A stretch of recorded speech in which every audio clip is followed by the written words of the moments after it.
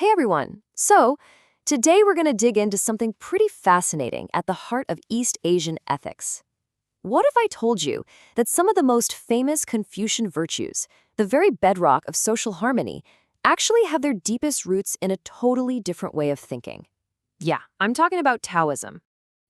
For most of us, when we think about morality and order in East Asia, one name immediately pops into our heads: Confucius, right?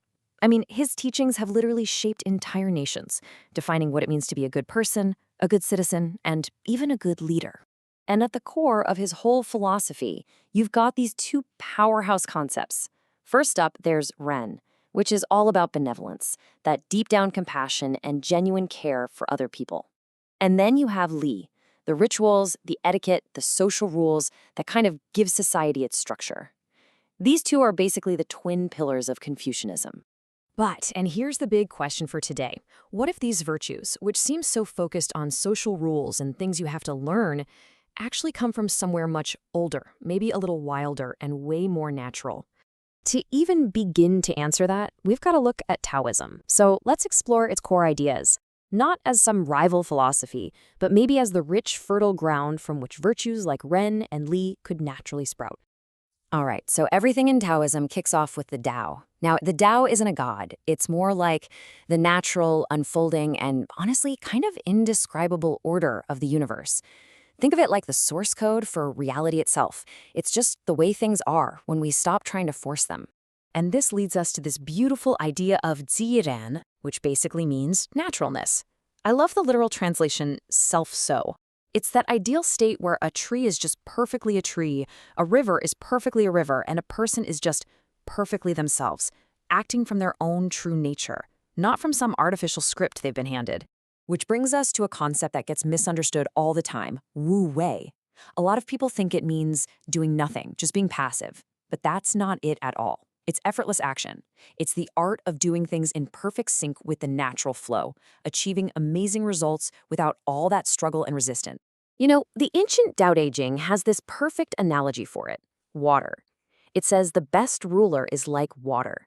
Think about it. Water flows around obstacles, it doesn't fight them. It nourishes everything it touches. And yet, it has incredible power. That is the essence of Wu Wei, action that's both powerful and totally natural.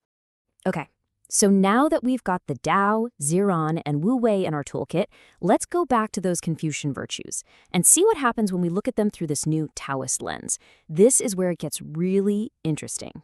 So let's start with Ren, benevolence. The traditional view on the left, right? It's that goodness is something you learn, a rule you follow. But the Taoist foundation on the right completely flips that script. It suggests that Ren isn't learned at all. It's our natural state. It's an innate goodness that just bubbles up when we're being our true selves.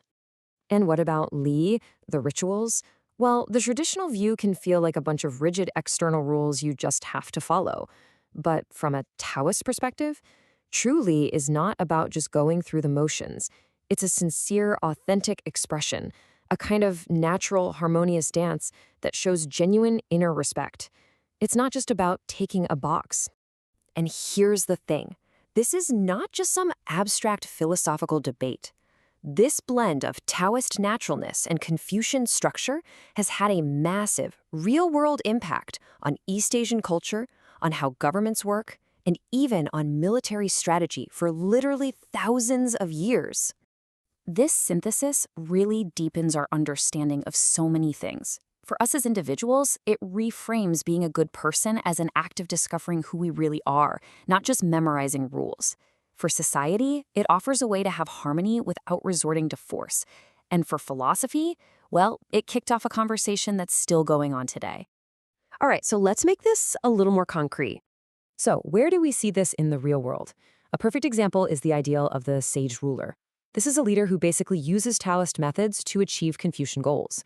They don't rule with an iron fist, no. Instead, they understand the natural currents of their society and they govern with a light touch, with Wu Wei, to create a state of deep, lasting harmony. And you see this pattern pop up elsewhere too. Take filial piety, respect for your parents. It becomes not just a social duty, but a natural expression of your place in the grand scheme of things. Even Sun Tzu's The Art of War, you can read it as a masterclass in Wu Wei, right? Winning not through brute force, but by adapting to the flow of the battle. And that really leaves us with a pretty big thought to chew on. This ancient conversation between structure and spontaneity, between what we're taught to be and who we naturally are, it's still so relevant. So just ask yourself this. In your own life, are your best, most meaningful actions the ones that follow a rulebook, or are they the ones that just flow effortlessly from the very core of who you are? Something to think about.